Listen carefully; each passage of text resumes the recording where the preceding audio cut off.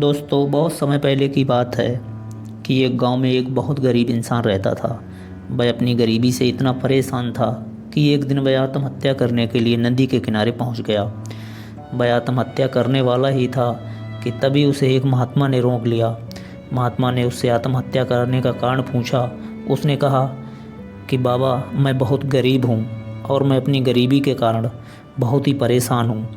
ये सुनकर महात्मा जी बोले कि मेरे पास एक जादुई घड़ा है। इस जादुई घड़े से आप जो भी मांगोगे वो आपको तुरंत दे देगा, लेकिन अगर किसी कारण ये घड़ा फूट गया तो जो कुछ भी इसने दिया है वो तुरंत ही गायब हो जाएगा।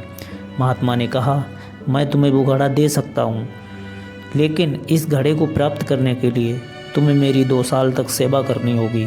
अगर तुम मेरी 2 साल तक सेवा करोगे तो मैं तुम्हें वो घड़ा दे दूँगा, और अगर आप मेरी 5 साल तक सेवा करोगे तो मैं तुम्हें वो जादुई विद्या भी सिखा दूँगा जिससे तुम घड़े को फूटने पर फिर से उसे जोड़ सकते हो। उस इंसान ने सोच विचार करके महात्मा से कहा, मैं आपकी 2 साल तक सेवा करूँगा। मुझे तो जल्दी से जल्दी वो घड़ा चाहिए। घड़ा मिलने पर मैं उसे संभाल कर रखूँगा।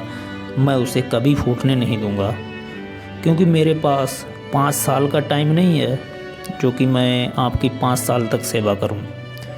वह इंसान उस महात्मा की सेवा में लग गया। जब 2 साल पूरे हो गए तो उस महात्मा ने उसे वो जादुई घड़ा दे दिया। उस घड़े को लेकर वह घर गया।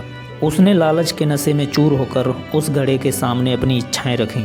उस घड़े ने उसकी सारी इच्छाओं को पूरा कर दिया।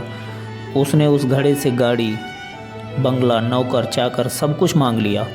इसके बाद उसने विलासिता का जीवन जीना और मदिरापान करना शुरू कर दिया।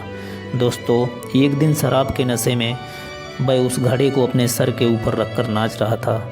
अचानक उसके हाथ से वो घड़ा छूट गया और घड़ा तुरंत ही ज़मीन पर गिरकर फूट गया।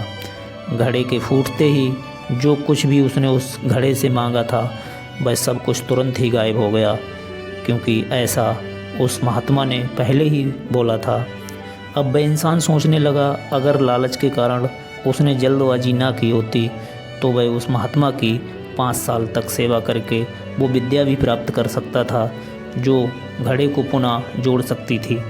घड़ा फूटने के बाद वह फिर से गरीब बन चुका था, क्योंकि जो कुछ भी उसने उस घड़े से मांगा था वह सब कुछ गायब हो चुका था। दोस्तों, हमें लालच में आकर किसी भी काम को जल्दबाजी के साथ नहीं करना चाहिए। हमें आराम से समय लेकर और लालच को दूर रखकर ही काम को करना चाहिए। उस काम के बारे में हमेशा सोचना चाहिए, इसके बाद ही कोई फ़ैसला करना चाहिए। लालच में आकर किए गए फैसले को आपको दुख के अलावा और कुछ भी नहीं दे सकता है। लालच दुख ही देता है हमेशा। और जो भी फ्रेंड्स हमारे चैनल पर नए हैं वो प्लीज़ चैनल को सब्सक्राइब करके बेल आइकन को ज़रूर प्रेस कर लें, जिससे हमारी आगे आने वाली ऐसी ही प्रेरणादायक कहानियाँ सबसे पहले आप तक पहुँचें। तो फिर मिलते हैं नेक्स्ट वीडियो में। तब तक के लिए जय हिंद, वंदे मातरम।